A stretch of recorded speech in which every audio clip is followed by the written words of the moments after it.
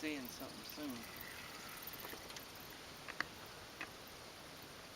Oh, whatever it is, it come out that 10-foot hole.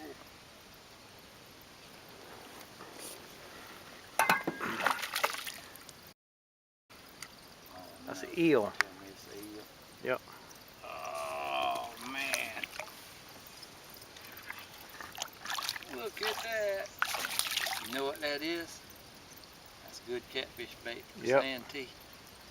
Ain't it? Yep. I just knew that was going to be a nice catfish. I never thought it would be an eel. Eels. You're a nasty little bugger.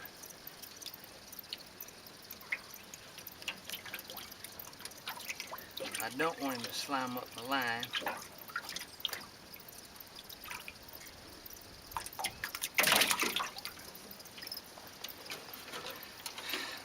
Now we got catfish bait for sand tea. That's right. Oh, right. That's good. Somebody told me they are good catfish bait. Slice them up into chunks. Yeah. So we'll see. We're not going to use them today, but we'll put them in the freezer.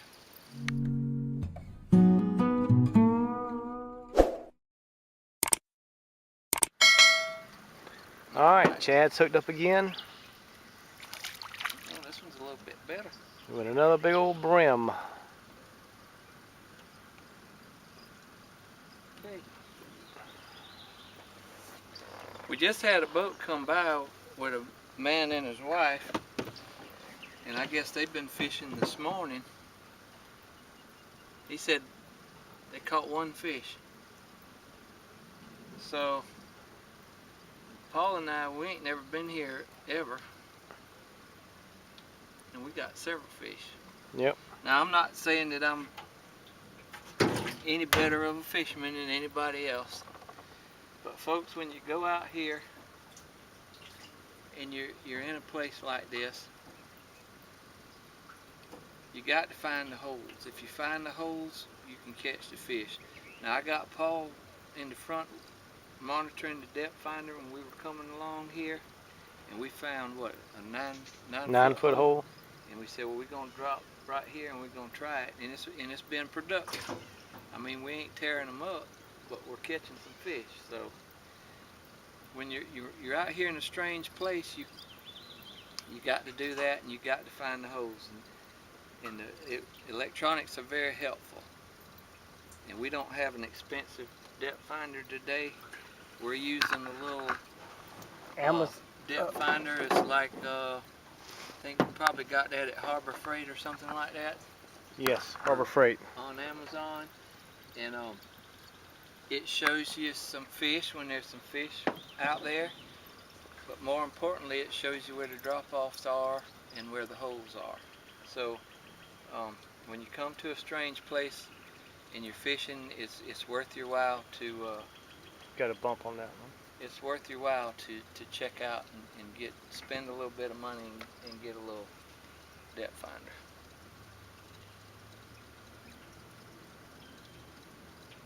And we're not doing anything fancy here.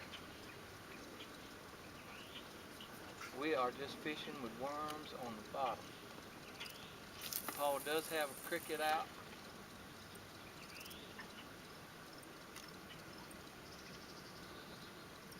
On the edge there, but the cricket's not being real productive right now.